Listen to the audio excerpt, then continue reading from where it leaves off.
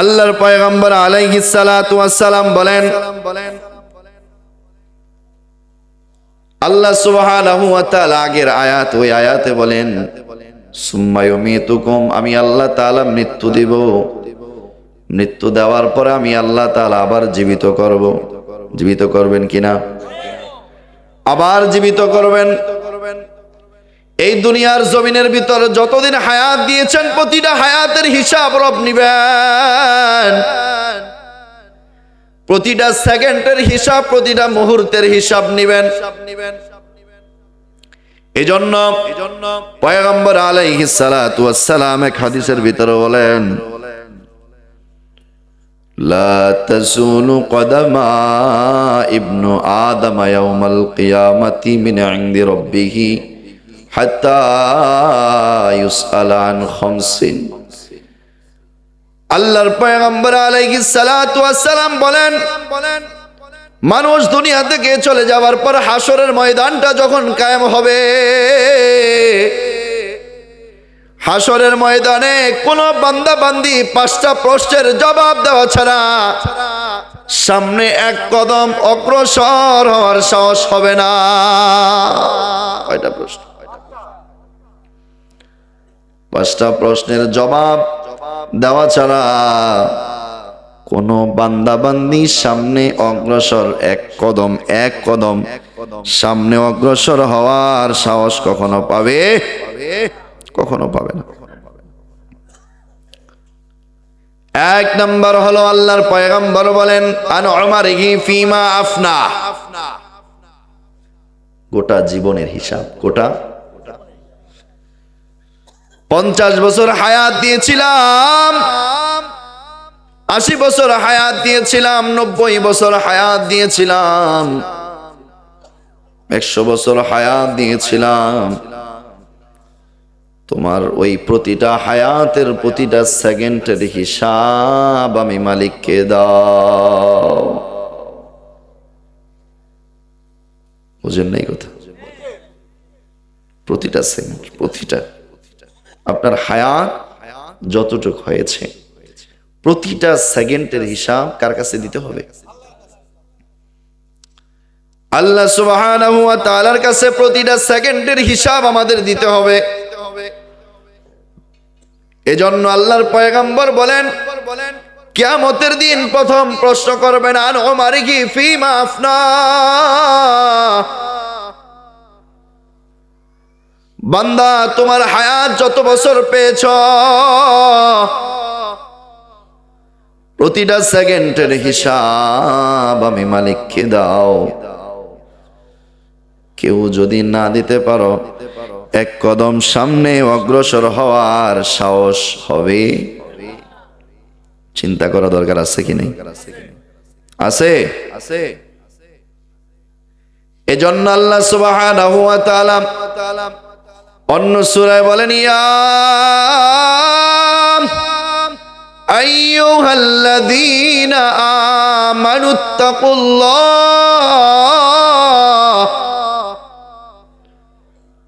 ওয়ালতানজুর নাফসুম মা কদ্দামাত লিগাদ। আল্লাহ তাআলা বলেন, হে মানুষ, হে ঈমানদাররা, আল্লাহকে ভয় করো। কাকে ভয়? আল্লাহকে ভয় করলে জীবন পরিশুদ্ধ, জীবন আর কিছু লাগে না। তাকওয়া অর্জন করা, আল্লাহ ভীতি যার ভিতর আছে, এই সবচাইতে কামেল, সবচাইতে পূর্ণ মুমিন, এ সবচাইতে রবের কাছে সর্বশ্রেষ্ঠ। সুবহানাল্লাহ। তাকওয়া কি? তাকওয়া হলো আল্লাহ তাআলার ভয়। কার ভয়? আল্লাহ তাআলার ভয়ে সমস্ত গুনাহ থেকে নিজেকে বাঁচানো, সমস্ত গুনাহ থেকে নিজেকে বাঁচানো। আল্লাহ তাআলার ভয়ে সমস্ত গুনাহ থেকে যদি কেউ বাঁচাতে পারলো নিজেকে, সেই তাকওয়া অর্জন করতে পারলো। আল্লাহ বলেন অন্য আয়াতে, ইয়া আইয়ুহাল্লাযীনা আমানুত্তাকুল্লাহ হাক্কা তুকাতিহি ওয়া লা তামুতুন্না ইল্লা ওয়া আনতুম মুসলিমুন। হে ঈমানদাররা, আমানুত্তাকুল্লাহ, আল্লাহকে ভয় করো, করার মতো করো, করার মতো করো। যেমন ভয় করলে আর কখনো আল্লাহ তাআলার নাফরমানি করা যায়। আল্লাহ কেমন ভাবে ভয় করতে হবে? আমাদের ভয় কেমন? মসজিদে আসলে আল্লাহর ভয়, বাহিরে গেলে আল্লাহকে আর ভয় করা লাগে না, ঠিক না? আল্লাহ তাআলার ভয় করতে হবে, প্রতিনিয়ত আল্লাহ তাআলার ভয়ে চলতে হবে। আমাদের ভয় কথায় আছে, কাজে নাই, কাজে আছে। অনেক সময় এক সেক্টরে আছে, অন্য সেক্টরে নাই, ঠিক না? আল্লাহ বলেন, তুমি কেমন ভয় করলা? যে ভয় তোমাকে গুনাহ থেকে বাঁচাইতে পারে না, এটা তোমার ভয় না। তুমি কেমন ভয় করলা? যে ভয় তোমাকে হারাম থেকে বাঁচাতে পারে না, যে ভয় তোমাকে জেনা থেকে বাঁচাতে পারে না, যে ভয় তোমাকে অশ্লীলতা থেকে বাঁচাতে পারে না, যে ভয় তোমাকে কোন সুদ থেকে বাঁচাতে পারে না, যে ভয় তোমাকে ঘুষ থেকে বাঁচাতে পারে না, যে ভয় তোমাকে নামাজ পড়াতে পারে না, যে ভয় তোমাকে পর্দায় চালাতে পারে না, যে ভয় তোমাকে চাঁদাবাজি করতে পারে, চাঁদাবাজি থেকে তোমাকে বিরত রাখতে পারে না, এটা কখনো ভয় হতে পারে? আল্লাহ বলেন, ভয় করো, এমন ভাবে ভয় করো যেই ভয় তোমাকে সমস্ত গুনাহ থেকে তোমাকে বাঁচিয়ে রাখে। আল্লাহ বলেন, ইয়া আইয়ুহাল্লাযীনা আমানুত্তাকুল্লাহ, হে ঈমানদাররা, আল্লাহ তাআলাকে ভয় করো এবং পরকালে কি পাঠাইলা, আগামীকাল কি পাঠাইলা একবার চিন্তা করো। একবার চিন্তা করো, আগামীকালের জন্য তুমি কি পাঠাইলা। কিছুক্ষণ পরে তোমার মৃত্যু হয়ে যাবে। যে জীবনের শুরু আছে আর কখনো শেষ নেই, এমন জীবনের জন্য তুমি কি পাঠাইলা, একটু চিন্তা করা উচিত, আছে কি নাই? আল্লাহ বলেন, আন উমারিহি, আল্লাহ নবী বলেন, আন উমারিহি ফিমা আফনা, শোনো, তোমার গোটা জীবনের হিসাব আমি মালিকের কাছে দিতে হবে, প্রতিটা সেকেন্ডের হিসাব দিতে হবে। আজ সময়গুলো অযথা আমরা নষ্ট করছি, বেহুদা নষ্ট করছি, বিভিন্ন জায়গায় নষ্ট করছি, ইবাদত ছাড়া নষ্ট করছি, খামখেয়ালি ভাবে নিজের জীবনকে পরিচালনা করছি। আল্লাহর নবী বলেন, প্রতিটা সেকেন্ডের হিসাব কিন্তু রবের কাছে দিতে হবে। এক নাম্বার। কয় নাম্বার? 2 নাম্বার প্রশ্ন করবেন, ওয়ান শাবাবিহি ফিমা আবলা। 2 নাম্বার হলো তোমার যৌবন কালকে আবার আলাদা করছে। যৌবন কালকে কি? কালকে যৌবন কালকে আলাদা করে আল্লাহ প্রশ্ন করবেন, ওয়ান শাবাবিহি ফিমা আবলা, তোমার যৌবন কালটা তুমি কোন কাজে ব্যয় করলা? আমি আল্লাহ তাআলাকে হিসাব দাও। হিসাব দেওয়া ছাড়া এক সেকেন্ড, হিসাব দেওয়া ছাড়া এক কদম সামনে অগ্রসর হতে পারবে না। এ যুবক, এ যুবক ভাই, এ যুবক ভাই, এই যৌবন কালটাকে তোমাকে অযথা নষ্ট করার জন্য আল্লাহ দেয় নাই। আল্লাহর নবী বলেন, কিয়ামতের দিন 7 শ্রেণীর মানুষরা, 7 শ্রেণীর মানুষরা আল্লাহ তাআলার আরশের ছায়ার নিচে বাস করবে। কয় শ্রেণীর? আরো জোরে বলেন, কয় শ্রেণীর? 7 শ্রেণীর আল্লাহ তাআলার আরশের নিচে ছায়া পাবে। যেদিন সমস্ত মানুষরা দিশেহারা হয়ে যাবে, সূর্যটা একেবারে আধা হাত উপরে থাকবে, মানুষের মগজগুলো টকবক টকবক টকবক টকবক করবে। আল্লাহর নবী বলেন, ওই দিন 7 শ্রেণীর এক ধরনের যারা আল্লাহ তাআলার আরশের নিচে পাবে। আল্লাহর পয়গম্বর বলেন, ওয়াশাবুন নাশা বিইবাদাতিল্লাহ, যেই যুবকরা, যেই যুবতীরা যৌবনকালে আল্লাহর ইবাদত করেছে। সুবহানাল্লাহ। এ আমার যুবক ভাই, তুমি মনে করেছ তুমি 50 বছর, 60 বছর, 80 বছর হায়াত পাইবা। তোমার মতো কত যুবক এই দুনিয়া থেকে 20 বছর, 15 বছর বয়সে চলে যায়, ঠিক কিনা? আরে 1 বছর হবে না, আমার নিজের চোখে দেখা একটা ঘটনা। ছেলেটার বয়স হলো 22 বছর। কয় বছর? 22 বছর বয়স। বাবা নাই। কে নাই? বাবা নাই। মা আছে, মায়ের একটা সম্বল, সম্বল হলো একমাত্র ছেলে। একমাত্র ছেলে বায়না ধরেছে, ছেলেকে নতুন বিবাহ করিয়েছে। ছেলে বায়না করেছে, মা আমাকে একটা বাইক কিনে দাও। অনেক রিকোয়েস্টের পরে শেষ পর্যন্ত ছেলের আবদার রাখার জন্য একটা বাইক কিনে দিয়েছে, জমি বিক্রি করে। বেশি দূরের ঘটনা না, মতলব এই থানার ঘটনা, নারায়ণপুরের নিকটে। তার মামা আমার একান্ত ঘনিষ্ঠ মানুষ। এই যুবক বাইক কিনেছে ঈদের আগে, গত রমজান বা কুরবানিদের আগে হবে।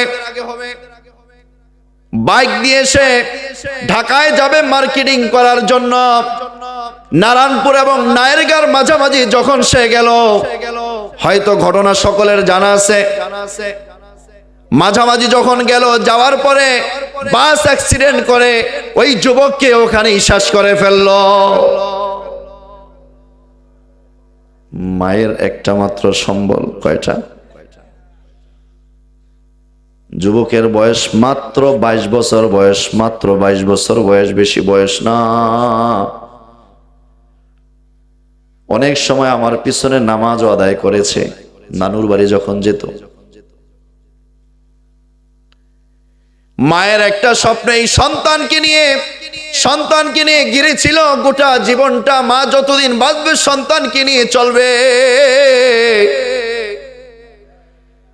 কিন্তু একটা মুহূর্তের জন্য, ঈদের পূর্বক্ষণ একটা মুহূর্তের জন্য, একটা মুহূর্তেই সন্তানকে দুনিয়া থেকে চলে যেতে হয়। মা পাগল পারা হয়ে যায়। আমার একমাত্র সন্তান, যাকে নিয়ে আমি ছিলাম, আমার সন্তান আজ নাই। মায়ের পাগলামি দেখে মানুষ আর সহ্য করতে পারে না। নতুন বিবাহ করেছে, 1 বছরও হয় না এই সময়। এ যুবক, তুমি কি চিন্তা করেছো? তুমিও তো রাস্তায় চলো, তুমিও তো এদিক সেদিক যাও। তুমি কি মনে করেছো তোমার হায়াত কি বেশি হবে নাকি? এই গ্যারান্টি তুমি দিতে পারবা না। দুইটা পা ধরে বলি, ভাই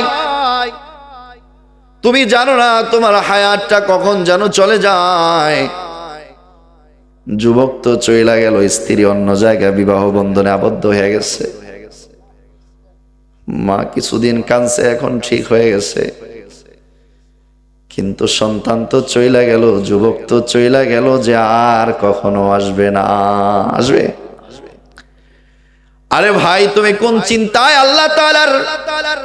আল্লাহ সুবহানাহু ওয়া তাআলার অনুগত্য থেকে তুমি দূরে আছো?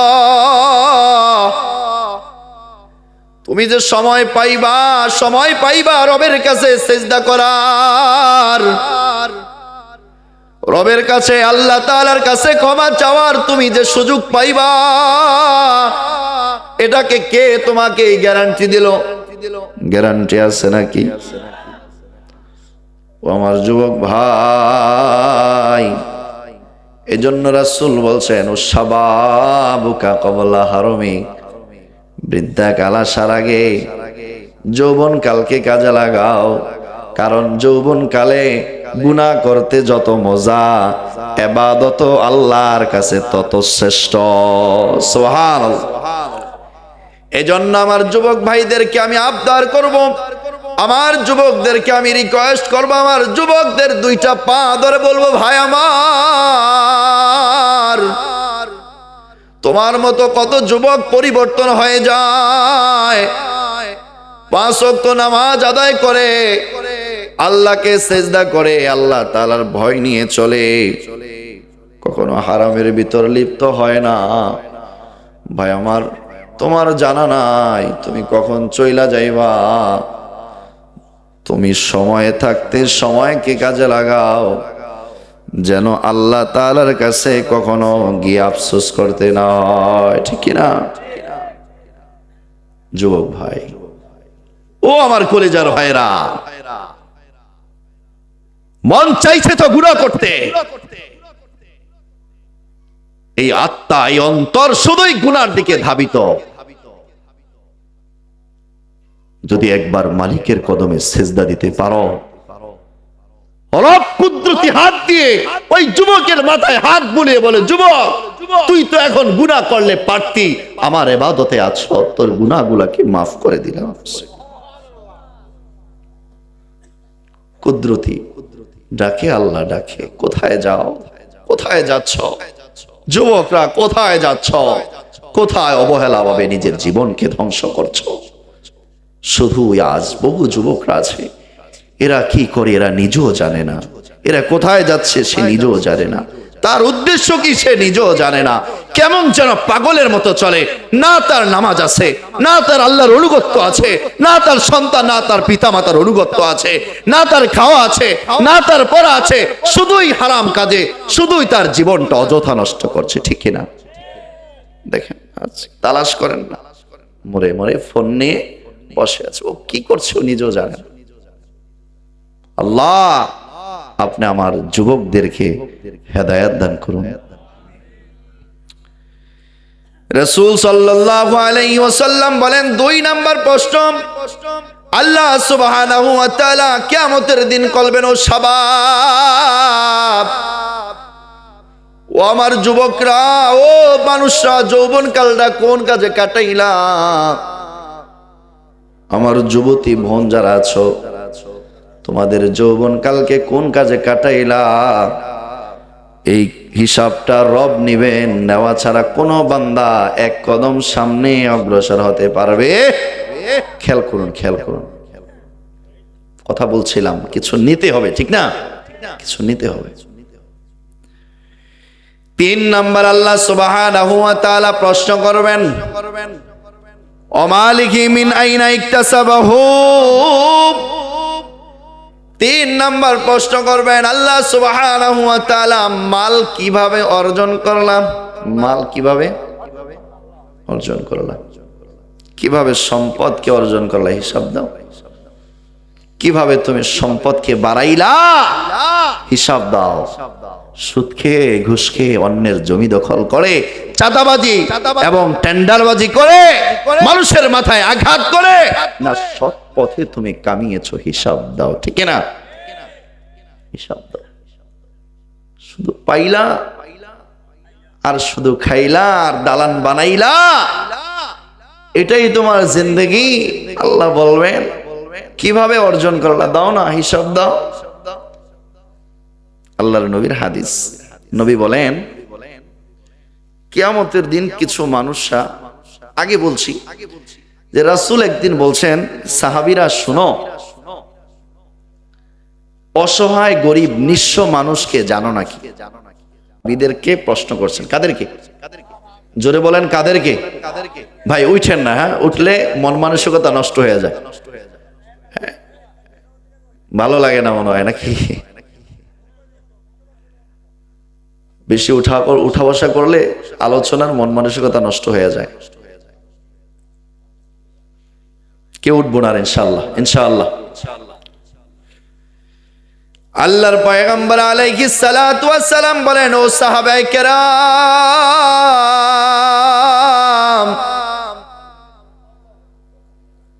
নিঃস্ব মানুষকে, ফকির মানুষকে জানো নাকি? সাহাবায়ে কেরাম বলেন, ইয়া রাসূলুল্লাহ, আমরা তো জানি যার বাড়ি নাই, ঘর নাই, যার টাকা পয়সা নাই, ও ব্যক্তি তো নিঃস্ব, ঠিক কিনা? আমরা তো এটা জানি। রাসূল সাল্লাল্লাহু আলাইহি ওয়াসাল্লামের উদ্দেশ্য এটা ছিল না। পয়গম্বর বলেন, না, এটা না, আমি এমন নিঃস্ব ব্যক্তির কথা আমি বলি না। আল্লাহর পয়গম্বর আলাইহিস সালাতু ওয়াস সালাম বলে, শোনো, নিঃস্ব মানুষের পরিচয় দেই। কি মানুষের? বুঝতেছেন কথা আমার? আল্লাহর পয়গম্বর বলেন, শোনো, নিঃস্ব মানুষের আমি আল্লাহ আমি পয়গম্বর তোমাদেরকে পরিচয় দেই কারা নিঃস্ব হবে। আল্লাহর পয়গম্বর বলেন, কিয়ামতের দিন কিছু মানুষরা নামাজের পাহাড় নিয়ে উঠবে। কিসের পাহাড়? নামাজের সওয়াবের পাহাড় নিয়ে উঠবে। কিছু মানুষরা রোজার সওয়াবের পাহাড় নিয়ে উঠবে। কিছু মানুষরা যাকাতের সওয়াবের পাহাড় নিয়ে উঠবে। কিছু মানুষরা ইবাদতের পাহাড় নিয়ে উঠবে। উঠার পরে যখন জান্নাতের পথ ধরবে, জান্নাতে যেতে চাবে, এমন সময় কিছু মানুষ এসে হাজির হয়ে যাবে। হাজির হয়ে আল্লাহ তাআলার কাছে বলবেন, আল্লাহ। কাকে বলবেন? আল্লাহকে বলবেন, আল্লাহ, এই যে নামাজি নামাজের পাহাড় নিয়ে উঠলো, রোজার পাহাড় নিয়ে উঠলো, আল্লাহর পয়গম্বর বলেন ওই ব্যক্তি নামাজের সাথে, রোজার সাথে, হজের আমলের সাথে ওই ব্যক্তি মানুষের উপর জুলুম করার গুনাহ নিয়ে উঠবে। কিসের গুনাহ? মানুষের উপর জুলুম করার গুনাহ। পয়গম্বর আলাইহিস সালাতু ওয়াস সালাম বলেন, ও সাহাবীরা শোনো,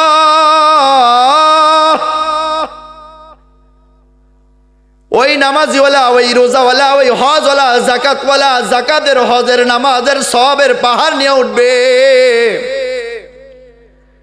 এবং মানুষের উপর যে জুলুম করেছিল ওই জুলুমের গুনাহ নিয়ে উঠবে।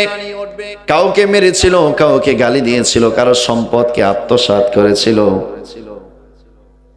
যাদের উপর দুনিয়ার ভিতর জুলুম করেছে ওই মজলুমরা হাজির হয়ে যাবে। হাজির হয়ে আল্লাহ তাআলার কাছে বলবে, আল্লাহ, এই যে নামাজি, এই রোজাদার, এই হজওয়ালা, এই আমলওয়ালা দুনিয়ার জমিনের ভিতর আমাকে মেরেছিল, ওর ক্ষমতা ছিল, আমাকে মেরেছিল, আমি কিছুই বলতে পারি নাই। এমন মানুষ আছে না নাই? আল্লাহ আরেকজন বলবে, আল্লাহ, ও আমাকে গালি দিয়েছিল কিন্তু আমি দুর্বল ছিলাম, কিছুই বলতে পারি নাই। আরেকজন বলবে, আল্লাহ, ও আমাকে রক্তাক্ত করেছিল, ওর অনেক ছেলে পেলে ছিল, অনেক অনেক নেতা ছিল, ওর অনেক লোক ছিল, যার কারণে আমার উপর আঘাত করে আমাকে রক্তাক্ত করেছে, আমি কিছুই বলতে পারি নাই।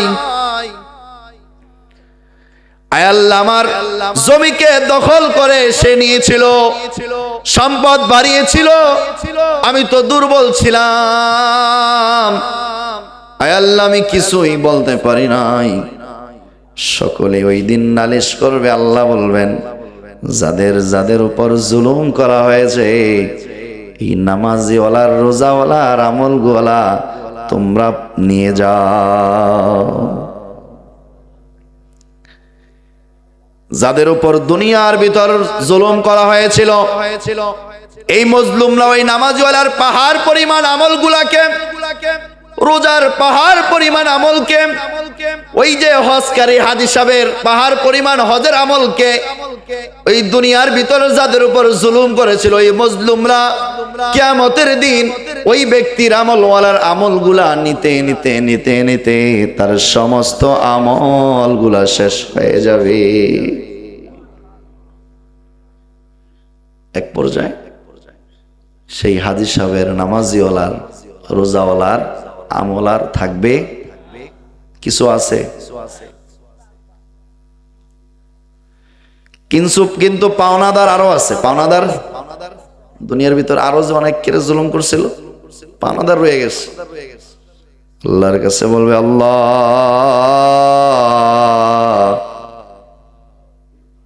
এ তো আমার উপরও জুলুম করেছিল, আমার উপরও জুলুম করেছে, আমার সম্পদ নিয়েছে। আল্লাহ বলবেন, আগে যারা আসছিল, যাদের উপর জুলুম করছে, তারা তো সব নিয়ে গেছে। আল্লাহর কাছে বলবেন, আল্লাহ, আপনি না ন্যায় বিচারক, আপনি না ন্যায় বিচারক, তাহলে আমাদের ভিতর এখন আমাদের ভিতর আপনি মীমাংসা করে দেন, কি করা যায় আমাদের জুলুমের বদলা। আল্লাহ বলবেন যেহেতু এখন আর এই জালেম নামাজিওয়ালা রোজাওয়ালা হজওয়ালা জালেম তো আর কিছুই দিতে পারবে না, এখন তোমাদের তো গুনাহ আছে, তোমাদের গুনাহগুলাকে এই জালেমের উপর চাপায়া দাও। চাপায়া দেওয়ার পরে আল্লাহ বলবেন ওকে টেনে টেনে টেনে টেনে ওকে ওই জাহান্নামের ভিতর কুকুরের মতো টেনে নিক্ষেপ করো। নাউজুবিল্লাহ। এই ব্যক্তির আমলের কোনো অভাব ছিল? রোজার কোনো অভাব ছিল? কোনো আমলের কমতি ছিল? কোনো আমলের কমতি ছিল না। যেহেতু দুনিয়ার ভিতরে জালেমগিরি করেছিল, ওই জালেমগিরি করার কারণে অন্যের সম্পদগুলা অন্যকে আঘাত করার কারণে সমস্ত আমলগুলা দিয়ে নিঃস্ব হয়ে গিয়েছে। পয়গম্বর আলাইহিস সালাম বলেন, আরে দুনিয়ার নিঃস্ব হলে আবার কিন্তু ধনী হওয়ার সম্ভাবনা থাকে, ঠিক না? কিন্তু পরকালে যে একবার নিঃস্ব হয় আর কখনো ধনী হওয়ার সম্ভাবনা থাকে। এমন হাদিস সব নামাজিওয়ালা আছে কি নাই? মসজিদে আইসা নামাজ পড়ে, নামাজ পড়তে পড়তে মাথাটাকে একেবারে দাগ পরিয়ে, কপালটাকে দাগ পরিয়ে ফেলেছে। হজ করতে করতে এক এক বছরে হজ করে আর নাম, নিজের নাম ফুটায়, ঠিক কিনা? নামাজির ইবাদতের কোনো অভাব নাই, দান করার কোনো অভাব নাই, কিন্তু মানুষের জমি মারারও কোনো কমতি নাই, ঠিক কিনা? মানুষকে আঘাত করার কোনো অভাব নাই, জুলুমের কোনো অভাব নাই। ও হাজি সাহেব, ও নামাজিওয়ালা, ও রোজাওয়ালা, তোমার এই আমল দ্বারা তুমি তো জান্নাতে যেতে পারবে না। তুমি এত কষ্ট কইরা আমল করলা, আমলগুলা যদি তুমি জুলুম করো, কিয়ামতের দিন সমস্ত আমলগুলা দিয়ে তোমার যেতে হবে। এজন্য আমি আমার বাবাদেরকে বলবো, আমি আমার ভাইদেরকে বলবো, ভাই আমার যা করো, যা করেন না কেন, জুলুম কখনো মানুষের উপর করা যাবে। তো আল্লাহর নবী সাল্লাল্লাহু আলাইহি ওয়াসাল্লাম বলছেন, ওমা আলিকি মিন আইনা ইকতাসাবাহু, কিয়ামতের দিন আল্লাহ সুবহানাহু ওয়া তাআলা 3 নাম্বার প্রশ্ন করবেন যে বান্দা তুমি কিভাবে সম্পদগুলো উপার্জন করলা, আমাকে হিসাব দাও। হালাল পন্থায় না হারাম পন্থায়, অন্যকে ঠকিয়ে নাকি নিজে শ্রম দিয়ে, আমাকে হিসাব দাও। হিসাব দেওয়া ছাড়া পয়গম্বর বলেন এক কদম সামনে অগ্রসর হওয়ার সাহস হবে। কয় নম্বর প্রশ্ন? কয় নম্বর? 3 নম্বর প্রশ্ন। 4 নম্বর প্রশ্ন। আল্লাহর পয়গম্বর বলেন 4 নম্বর প্রশ্ন করবেন, ওয়াফিমান ফাকাহু, মাল তো দিছিলাম, মাল অর্জন করলা, মালগুলা কোন কাজে ব্যয় করলা? সম্পদ নিজের আছে, আমার ইচ্ছা মতো খরচ করবো, কার কি, ঠিক না? কি এমন নাই? আপনাদের সমাজে নাই মনে হয়? বিবাহের সময় দেখবেন, বিবাহের সময়, কি সময়? বিবাহের সময় দেখবেন পুরো এলাকা গরম করে ফেলে, এলাকা গরম করে ফেলে, দাপটের মানুষ থাকতে পারে না, ওরা জালেম ছাড়া আর কেউ হতে পারে না, ঠিক না? সমাজের প্রতিনিধি হইয়া কি লাভ? লজ্জা থাকা দরকার, লজ্জা থাকা দরকার। ওই সময় বুঝায় আমার টাকা, আমি যেমনি ইচ্ছা তেমনি খরচ করি, আপনার কি? আপনার হিসাব দিতে হবে ভাই আমার, হিসাব দিতে হবে, প্রতিটা পয়সার হিসাব দিতে হবে। পয়গম্বর আলাইহিস সালাতু ওয়াস সালাম বলেন, ওয়াফিমা আনফাকাহু, সম্পদগুলা কিভাবে তুমি ব্যয় করলা, হালাল পন্থায় না হারাম পন্থায়, হিসাব দিতে হবে। মনে রাখো যদি হারাম পন্থায় তুমি ব্যয় করো, তাহলে মনে রাখো এটার খেসারত তোমার নিজেরই দিতে হবে। যারা এই কাজ করেন, যে টাকাটা ওই ডেক্সিট আর এই বক্স নিয়ে যে টাকা খরচ হইব পাশের বাড়িতে গরিবকে মিসকিনকে দিবেন, ও খেয়ে দোয়া করবে, আপনার পরকালে উপকার হবে, ঠিক কিনা? এটা করেন, এটা করেন। মসজিদে 1 টাকা 10 টাকা খরচ করেন, একটা কিছু করে দেন, মইরা যাবেন, তারপরেও চলবো, আমল জারি থাকবে। সুবহানাল্লাহ। আল্লাহর পয়গম্বর বলেন 4 নাম্বার হলো কিভাবে সম্পদগুলা ব্যয় করছো হিসাব দাও। আল্লাহর পয়গম্বর আলাইহিস সালাতু ওয়াস সালাম বলেন প্রতিটা মানুষের উচিত সময় শেষ হওয়ার আগে সম্পদগুলা সঠিকভাবে ব্যয় করা, সঠিকভাবে ব্যয় করা। এজন্য আল্লাহ সুবহানাহু ওয়া তাআলা বলেন ইয়া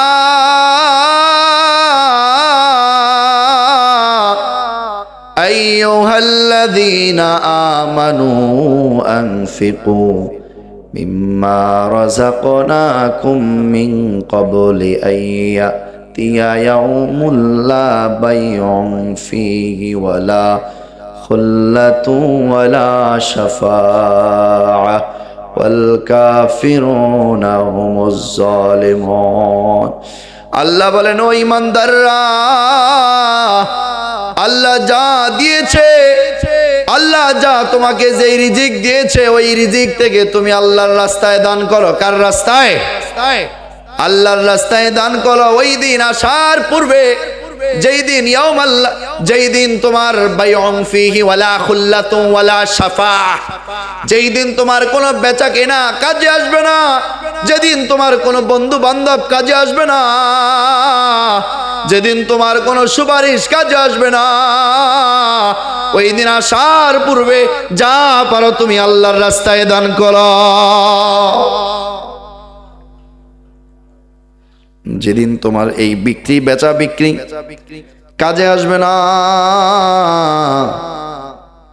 বন্ধু বান্ধব কাজে আসবে না, সুপারিশকারীও কাজে আসবে না, আল্লাহ বলেন সেই দিন আসার পূর্বে যা পারো তুমি আল্লাহ রাব্বুল আলামিনের রাস্তায় খরচ করো।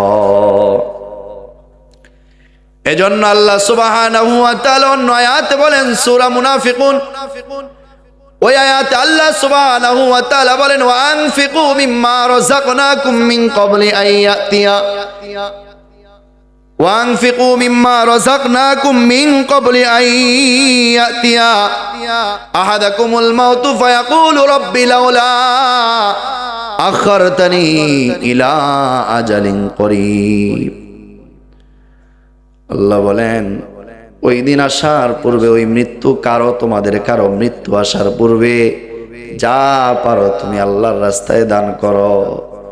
যদি তুমি মৃত্যু আসার পূর্বে আল্লাহর রাস্তায় দান করতে না পারো, তাহলে তুমি আক্ষেপ করবা, কি করবা?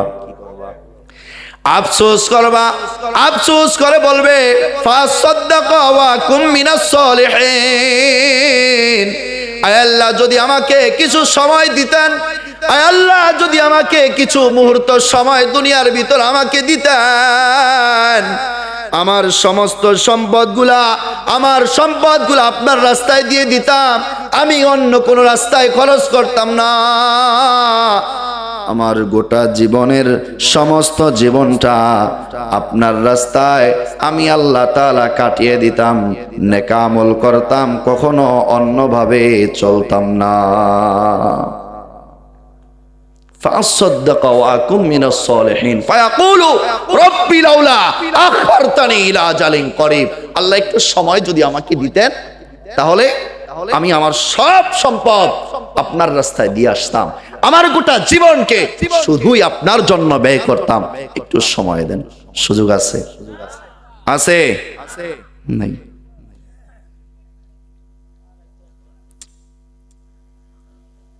সেই মন মানসিকতা আমাদের থাকতে হবে কিনা? পরকালের প্রতি বিশ্বাস আছে কি নাই? বিশ্বাস যদি থাকে তাহলে দানের মর্যাদাও আমাদের বোঝা উচিত, ঠিক কি না? পরকালীন জিন্দেগির জন্য দান করা উচিত। এই জীবনের আপনি যত সম্পদ অর্জন করেছেন, এই সম্পদ আপনার সাথে যাবে যাবে যাবে যাবে না। এই সম্পদ আপনি নিতে পারবেন না। যারা বুঝেছে তারা পরকালীন জিন্দেগির জন্য নিজের জান এবং নিজের মালকে ব্যয় করেছে, ঠিক না? ঠিক না?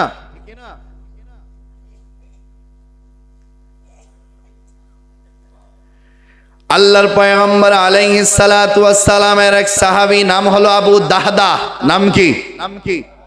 আবু দাহদা।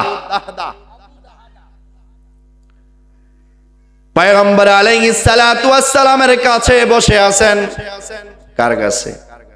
পয়গম্বরের কাছে। কার কাছে? এমন সময় একজন এতিম একটা সন্তান, এতিম একজন বাচ্চা সাহাবী আল্লাহর পয়গম্বর আলাইহিস সালাতু ওয়াস সালামের কাছে আসলেন। কার কাছে? আল্লাহর নবীর কাছে আসলেন। আসার পরে পয়গম্বর আলাইহিস সালাতু ওয়াস সালামকে বলেন, পয়গম্বর,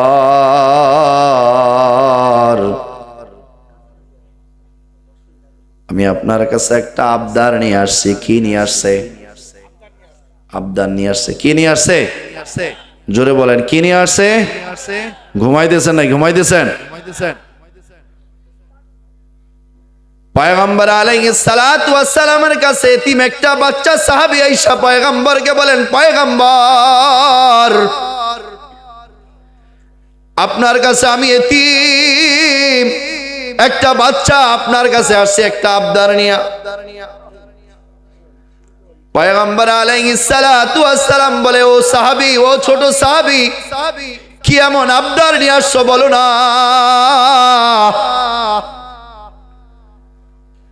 ওই সাহাবী বলে, পয়গম্বর, আমি ছোট মানুষ, আমি একজন এতিম, আমার ছোট ছোট কয়েকটা সন্তান, কয়েকটা ছেলে মেয়ে, কয়েকটা ভাই বোন রেখে আমার বাবা দুনিয়া থেকে চলে গিয়েছে। ইয়া রাসূলুল্লাহ, আপনার কাছে একটা আবদার নিয়ে আসছে। পয়গম্বর বলেন, আগে কি আবদার সেটা বলো। পয়গম্বর আলাইহিস সালাতু ওয়াস সালামকে বলেন, পয়গম্বর, আমার যেখানে বাড়ি, আমার বাড়ির পাশে একজন নামদারি সাহাবী ছিল। নামদারি সাহাবী, কি দাড়ি? মুখে মুসলমান কিন্তু কাজে কর্মে সব হলো মুসলমানদের বিরুদ্ধে আচরণ। এমন মানুষ, এমন মুসলমান আমাদের সমাজে নাই। মুখে মুখে ইসলামের প্রথম কাতারে, কাজে কর্মে দেখা যায় ওর মতো জালেম, ইসলাম বিদ্বেষী, ঈমান বিদ্বেষী আর কেউ নাই, ঠিক না? ঠিক না?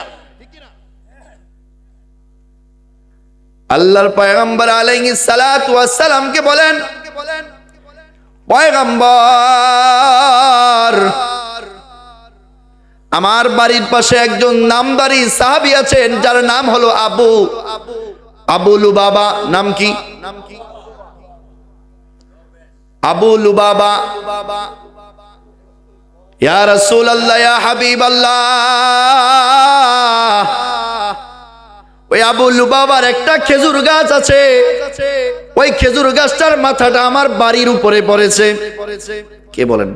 গাছটা আমাকে একটু করে দিতেন, খেজুর গাছটা তার থেকে নিয়ে দিতেন কোনো বিনিময়, তাহলে খেজুর গাছটা আমার হয়ে যায়, তো আমার ছোট ছোট ভাই বোনরা খেতে পারতো। আমি কাট করছি, সংক্ষিপ্ত করছি, ঠিক আছে? আল্লাহর পয়গম্বর আলাইহিস সালাতু ওয়াস সালাম আবু লুবাবাকে ডাকলেন। আবু লুবাবাকে ডাইকা আবু লুবাবাকে বললেন, ও আবু লুবাবা, এই সাহাবীর, এই ছোট এতিম বাচ্চা সাহাবীর বাড়ির উপরে যে গাছটা আছে, ওই গাছটা আমি নবী আবদার করলাম, আমি নবীর দিকে তাকায়া এই এতিম বাচ্চাকে, এতিম এই সাহাবীকে দিয়ে দাও, আমি নবী বললাম। সুবহানাল্লাহ। কে বললেন? কে? সাধারণ কোনো কেউ? ও তো জালেম। ও কি? এমন কিছু মানুষ আছে যারা মুসলমানকে কষ্ট দিয়ে হলেও সে লসের ভিতর থাকে, ঠিক না? আবু লুবাবা বললেন, রাসূলুল্লাহ কেমনে দেই? রাসূল বলেন, যদি তুমি দাও তাহলে জান্নাতে তোমাকে আল্লাহ সুবহানাহু ওয়া তাআলা একটা জান্নাতের বাগান দিয়ে দিবে। সুবহানাল্লাহ। আবু লুবাবা বলেন, আমার জান্নাতের কোনো বাগান দরকার নাই। নাউজুবিল্লাহ। দরকার? সাহাবায়ে কেরামরা অনেক ছিলেন, কিন্তু সকলে অসহায় ছিলেন। কেউ এটাকে ক্রয় করার মতো অবস্থা ছিল না। সাহাবায়ে কেরাম আজমাইন তারা আফসোস করলেন, হায় কত বড় জালেম হতে পারে, আমার নবীর চেহারাটাকে মলিন করে ফেলেছে, ও আমার নবীর কথাটাকে রাখতে পারলো না। একটা গাছেই তো তিন বাচ্চাকে দিবে, দিলেই তো আমার নবী হাসি মুখ হয়ে যাইত, দিল না। এমন সময় ওই তো পাশে আছে আবু দাহদা রাদিয়াল্লাহু তাআলা আনহু। আবু দাহদা শোনার পরে সাথে সাথে আবু লুবাবার কাছে গেলেন। আবু লুবাবাকে বললেন, আবু লুবাবা তোমার কত প্রয়োজন? আবু লুবাবা ছিলেন সবচাইতে প্রতাপশালী এবং বাগানের অনেক বড় মালিক। সুবহানাল্লাহ। আবু দাহদা রাদিয়াল্লাহু তাআলা আনহু আবু লুবাবাকে বললেন, ও আবু লুবাবা, তুমি যা চাইবা আমি আবু দাহদা তোমাকে তাই দিব, তারপরেও তুমি ওই গাছটা আমার পয়গম্বরকে খুশি করার জন্য ওই এতিম বাচ্চাকে দিয়ে দাও। সুবহানাল্লাহ।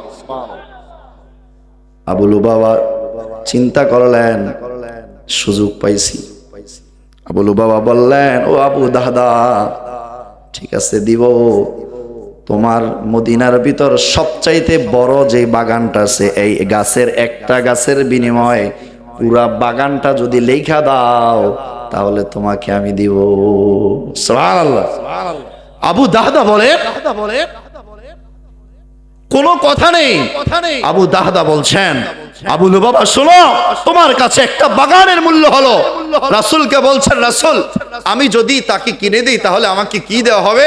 রাসূল বলছেন, তুমিও যদি কিনে দাও তোমাকেও জান্নাতে বাগান দেওয়া হবে। সুবহানাল্লাহ।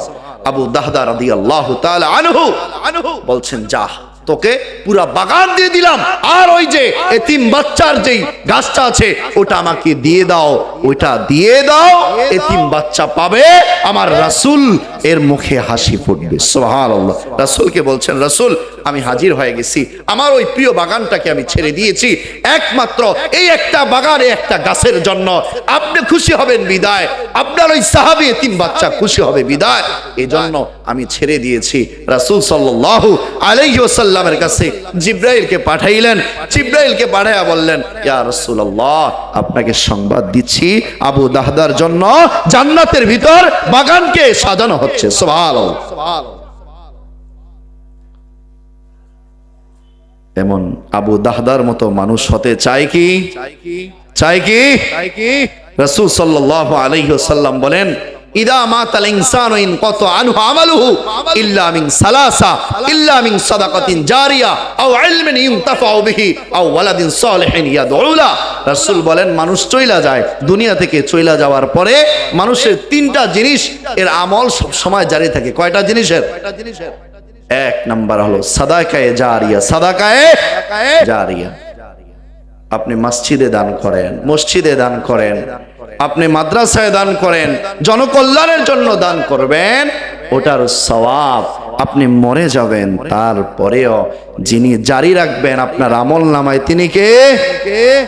আমি এমন একজন মানুষ চাই, ওই আবু দাহদার মতো এমন একজন মানুষ চাই যে আবু দাহদার মতো নিজের সমস্ত কিছুকে বিলীন করে নিজের বাবার জন্য, মায়ের জন্য সাদাকায়ে জারিয়া হিসেবে এমন একজন সন্তান চায়, এমন একজন ভাই চায় যারা নিজের ভাইয়ের জন্য, নিজের বাবার জন্য সাদাকায়ে জারিয়া হিসেবে আবু দাহদার মতো 20,000 টাকা, 10,000 টাকা, যে যতটুকুই পারুক না কেন, প্রথম একজন চাই 20,000 টাকা। এমন কে আছি?